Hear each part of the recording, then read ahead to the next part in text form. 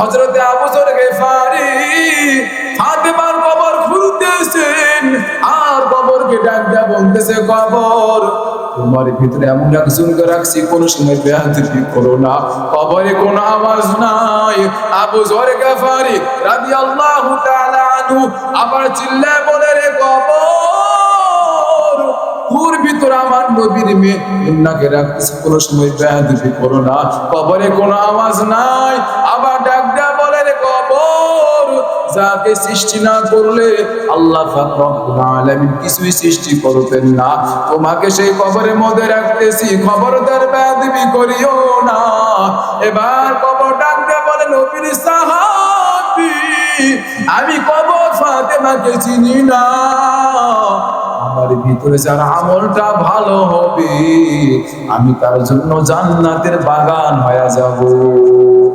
এরে আল্লাহর গোলাম, অন্ধকার কবরে বান্দা যাওয়ার আগে নিজের আমলটাকে বান্দা পরিশুদ্ধ করে নাও। ওরে আল্লাহর বান্দা, খলিফাতুল মুসলিমিন ওমর জান্নাত প্রাপ্ত সাহাবী, জান্নাত প্রাপ্ত সাহাবী হওয়ার পর কি পরিমাণ বান্দা কান্না করেছেন বান্দা জানোনি? নামাজের মধ্যে দাঁড়াইয়া ইন্নাল্লাহা আশতারা মিনাল মুমিনিনা আনফুসাহুম ওয়া আমওয়ালাহুম বিআন্না লাহুমুল জান্নাহ।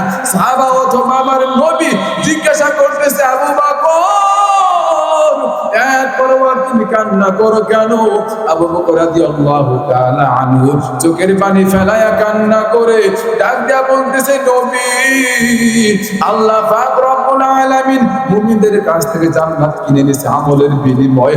আল্লাহ পাক রব্বুল আলামিন হাশরের ময়দানে যখন জিজ্ঞাসা করবে, এরে ওমর, ওই তোমার আমল আমাকে দেখাও, আল্লাহ যদি রাগান্বিত হয়ে বলে, ওরে ওমর, তোমার আমল আমার পছন্দ হয় নাই, তোমার নামাজ আমার পছন্দ হয় নাই, তোমার জিকির আমার পছন্দ হয় নাই, তোমার দান সদকা আমার কিছু পছন্দ হয় নাই, আজকে তোমার আমল তুমি নিয়া নাও, আমার জান্নাত আমাকে দিয়া দাও, আজকে তোমার কোন আমল কবুল হয় নাই।